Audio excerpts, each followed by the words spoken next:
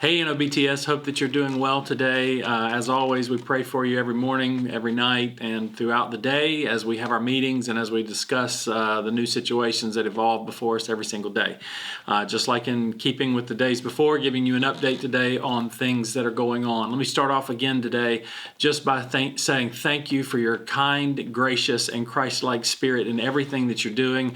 Had an opportunity yesterday to walk around campus and interact with a good number of you, and I appreciated your honesty. I appreciated your smiles, and I appreciated your spirit through this time. You are truly modeling what it's supposed to look like and how we're supposed to proceed through a crisis. And I'm proud of you, and I'm grateful for you. So keep on doing that. We're praying for you every single day.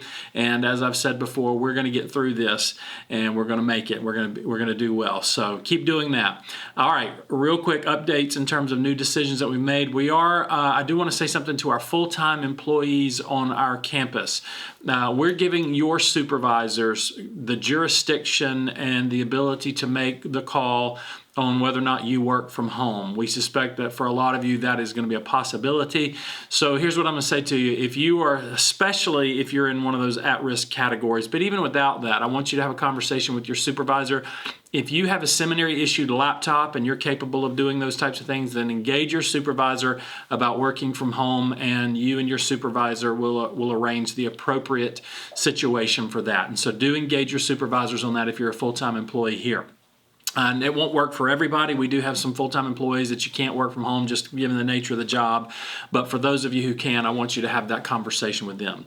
In addition to that, starting tomorrow, we're gonna go to a new campus set of hours. We're gonna work from 8 to 1, giving you some time after 1 o'clock to go and do things that you've got to do in the city for your family and for other things like that.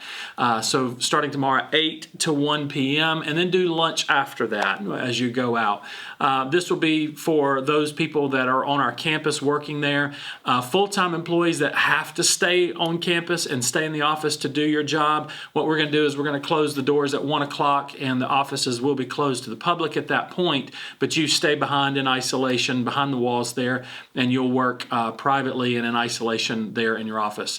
You also want to coordinate, and with all of these things, coordinate this with your supervisor. If you're a part-time employee, standardly, it's probably going to be an 8 to 1 scenario. There will be some part-time employees that your supervisor may need to arrange those hours a little bit differently. Again, we're giving them the jurisdiction to do that. We just kind of want to reduce as much as we can the traffic flow on campus during this time. So in this regard, also there, go talk to your supervisor about what that's going to look like in your case. We're also going to go to a takeout order scenario for the library.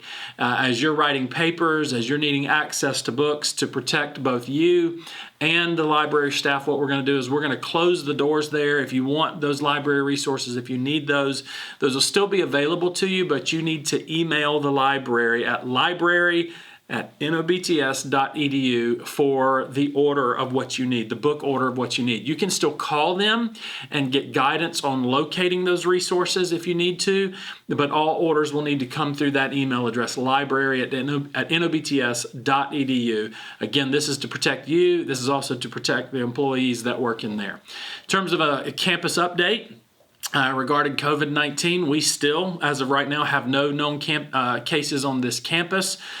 Students that have had tests have been determined to either have flu, allergies, or other things like that. Those students continue to isolate. If we do get a known case on campus, we'll communicate that with you, but we don't have any now. And again, as I've said in previous videos, we feel very good about the arrangements we've got for all of our campus population so that they can be protected and isolated should there be an event on that. Students are asking, well, what can I do during this time? Because it's so uncertain, and I understand that's true for everybody right now. So what can you do right now? Well, step number one, don't spread this. It may be our first inclination to just run into this and to try to get involved, but there's a very real likelihood in this scenario that all we actually do by doing that is spread it. Sometimes helping actually hurts. And so what we don't want to do is spread this any further. When you talk to people, exercise that social distancing.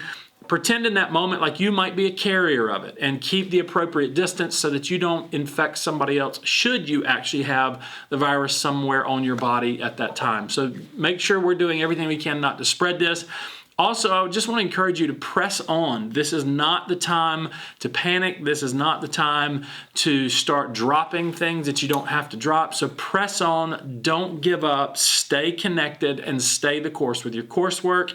If you're able still to work in your jobs, continue to doing that as best as you possibly can. Obviously, following the guidelines and the parameters that our officials are setting out before us on how we do that. So stay the course in every possible way that you're able to do that, and that's an important thing for us to do right now. I also want to encourage you to be steady with people and to be calm and to give hope to people. Think about this moment that we're in. This is a moment where it's not just you and it's not just your family, it's not just your friends. It's our city, it's our state, it's our country, it's our world right now. This is a moment of uncertainty for a lot of people. This is a moment of great concern and fear for a lot of people. This is a moment, I just want to say to you, where the world desperately needs a people that can rise up and share hope, the hope of Jesus Christ. So as you have the opportunity to share the gospel, share the gospel. As you have an opportunity when you interact with people that are stressed, pray with them. Ask them, hey, can we just pray together? Can I pray for you? Be that light for Christ right now, because that is what the world desperately needs. That's what we all need right now. Let's come together in that mission, in that task, and be the hope that the world desperately needs by pointing people to Jesus Christ and making sure that they understand the hope that we have in Him. The last thing I'd say to you, just very quickly, things that you can do. Again, if you have personal needs, whether those are emotional, logistical, or financial, if we're able to help you, we are going to exhaust every resource we have for you, but we can't do that if we don't know about it. So contact us, again, dos@nobts.edu. That's the email address I've given you in previous days. I just give it to you again. Please share with us if there's anything that you need. We want to know about it so that we can help you the best way possible. We love you. We're praying for you. We will keep you informed in the days to come of everything as we're doing now. And we're with you in this, and we're going to make it through it because God, our God, has us. We love you. We'll see you soon.